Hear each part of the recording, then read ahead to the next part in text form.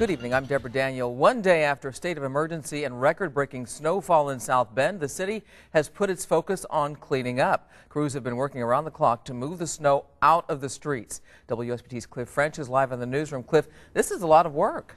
Those main streets were the first priority. Absolutely. Cliff French live in the newsroom tonight. Thank you, Cliff. Well, people in Mishawaka are also dealing with the aftermath of this weekend's heavy snowfall. Many homeowners were digging out their cars today on secondary streets that were snowbound. Some areas of the city received more than 2 feet of snow. Since Friday, the street department has been working around the clock there to clear the main roads and is now concentrating on those secondary streets. Work by homeowners to dig out their cars is greatly appreciated by City Hall. Tonight marks the one-year anniversary of the death of Mishawaka police officer Corporal Jim Shuba and his canine partner Ricky. A drunk driver involved in a police pursuit slammed into their squad car last January 9th, killing both officers. Hundreds of officers and their canines from around the country attended their funeral. Tests showed that drunk driver, 31-year-old Sean Devine, also had opiates and cocaine in his system. In May, a judge gave him the maximum sentence, 31 years in prison, calling his crime the worst of the worst. Since their deaths, Indiana has changed the law, allowing felony charges against anyone causing a canine officer's death. Devine was only charged in Corporal Shuba's death. Federal prosecutors have filed charges today against the man suspected of shooting 18 people at a meeting held by Congresswoman Gabrielle Giffords. Giffords remains in critical condition tonight. Karen Brown has the latest. Karen Brown reporting investigators have cleared a second man who was called a person of interest. He turned out to be a cab driver who dropped off Loeffner at the grocery store.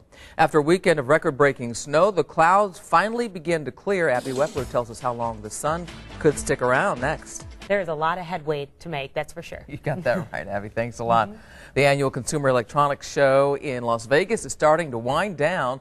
Besides tablet computers, one of the largest trends to emerge from this year's show is 3D TVs. But is this a fad or are they here to stay? Kara Suboy has the latest. It's been almost a year since an earthquake rocked Haiti, why many people now question the road to recovery. Colleen Ferreira from WSBT, she's been out there all day. Colleen, how are you tonight? And Debra. All right, Colleen, it's been a long night for you. Come on in and get out of that cold live in Mishawaka. Well, if you live in South Bend, you need to make sure you are not parked on a snow route. From schools to businesses, just about everything was shut down today, including much of downtown South Bend. WSBT's Dustin Grove is here with a look at the massive effort to clear roads and sidewalks so the city can reopen again. Dustin? She'll have to try and take a bus. Boy, and does she have some stories to tell when she gets back down south? She sure will. All right, Dustin, thanks a lot. On this set in 15 minutes. All right. Well, the snow meant we didn't get to visit our I Love to Read winning school for the second straight day. But don't worry, Benton Harbor Charter School, we will be there very soon. You are today's school of the day. If you can't stand looking at your tummy pouch or your love handles, I don't look at mine. You may be interested in a new way to get rid of those bulges. The FDA-approved procedure basically freezes off the fat. Ashley Morrison shows us how it works. Americans say they are less stressed out than they've been in 5 years, but a new survey still shows cause for concern, and it could be hazardous to your health. Karen Kafa has more. Just some light snow for us right now. The Globetrotters will be at Notre Dame's Joyce Center a week from tomorrow. Here's a preview of what you can expect to see. It starts at 7:30. I got to meet one today. So much fun, so funny, and they do so many cool things with the kids. Awesome. That bounced out like that. You could just drop it on the floor. And the folding keyboard, all of that's so cool. Don't you want to play with all of it? Lots of goodies. Well, we remain under a winter storm warning. She is the youngest person ever credited with a song on a Billboard magazine chart. When children with cancer lose their hair to chemotherapy, they begin to feel like outsiders at school. Now, a growing movement is to create a cancer Barbie, and it's exploded on Facebook. Kristen Gilfus has the story. And if Mattel begins production of the Barbie, those behind the campaign want part of the proceeds to go to St. Jude's Children's Hospital. One more time. Debra Stumble. He's been off the air for the last month, so News 22 decided to go find Dr. Phil, and we came all the way to Hollywood. We're feeling pretty good, and we're doing the Irish jig. And joining me doing the Irish jig, Jack and Bruce from Sunny 101.5. How you guys doing out here? I can't talk. I cannot believe how many local fans from our area are here. We caught up with 7. They called us before we left and said, listen, here's our cell phone number, call us. Since we've been here, Greg, haven't heard from not a one of them. You want to know why? Because it's Miami. South Florida people. They got things to do. After visiting Club Mango and walking through the streets of South Beach, I understand fully the effects of the South Beach diet. And to drive that point home, Cindy, in the last 10 minutes since this newscast began, 10 women have died of a heart attack or a stroke. Ladies, it's not just a man's disease. I love you. Oh my gosh. You love me. These boys. We are happy family. We love these boys. And by the smiles here at Biomed, so does everyone else. Did you see they're healthy, they're happy? Ahmed and Mohammed Ibrahim and their parents are meeting the people that helped separate them 6 years ago. These are going to be your lifelong friends, aren't they? These are my lifelong friends, and for our foundation, I mean, these boys are our poster boys.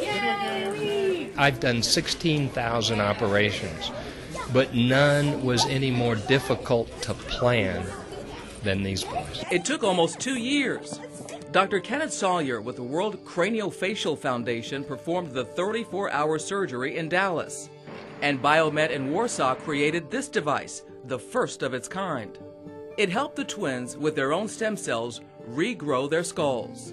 The prognosis for these boys is excellent. In fact, his biggest worry is that Ahmed can't ride a bike. But is another story. They're definitely individuals. The twins are cognitively doing well and learning a lot of English. Do you want a cookie? No, thank you. You see them running and playing and having a wonderful time, and that's what it's all about. This visit was not only for the twins and their family, but for everyone who played a role improving 2 lives that started as one. It fills you with pride and with love. These are happy boys leading a normal life in Cairo with their family. The ultimate win. Win, win, win. With a big dog, I'd like to swim with you. Won't you say you love me too? The twins head back to Dallas for some cognitive and motor testing next week. They do that once a year. Then they will head back to Egypt. Dr. Sawyer hopes this is not their last visit to Warsaw. He hopes to bring them back in the next few years. We first met Danny Forrest last February when he showed us his old home. I had 4 or 5 blankets. I had boots. That's all I had, and a coat, and I stayed there and I slept there. It's emotional to even be back down here. I can remember crying myself to sleep at night, wondering how did I end up here? After joining the Army in 1978 with 2 tours in Panama, he was honorably discharged, got a good job, and bought a house. Then his world fell apart. I lost my job. All my money was gone. My home was foreclosed. And when something like that happens to you, you are a total wreck and your life is shattered. Starving for food, he ended up here. But almost 2 years later, by me being the platoon leader, I take my orders from my commander, which is Judge Robert Miller. He's now part of Miller's Vets. They were a pretty sad-looking group, I'll tell you. Navy veteran and former St. Joe County Judge Robert Miller created the platoon when he saw the number of homeless vets in our area, many staying at the Center for the Homeless, lost, with no hope. He wondered if putting them back in uniform would help restore their military pride. And it did. Now they perform color guard duties, and at funerals and parades. They won first place at the West Side Memorial Day Parade. Those people got out of those lawn chairs and they cheered for him and thanked him. Miller says events like that bring back their self-respect, pride, and hope. The roof on this. But the judge took it a step further, buying the building right next to the center to create a home just for homeless vets. It just so happened I had that much money. But with his money spent, things came to a standstill. The center raised $150,000 in private donations, but more was needed to transform this old printing building into a safe haven for 45 veterans. And it came last month when the Department of Veterans Affairs gave the center a $305,000 grant to continue the renovation. There are also many homeless vets that can't afford a funeral or burial. That's where Miller's Vets Garden of Peace comes in. The county donated this land off of Portage to give 60 vets a home after they die. Here's the grave markers.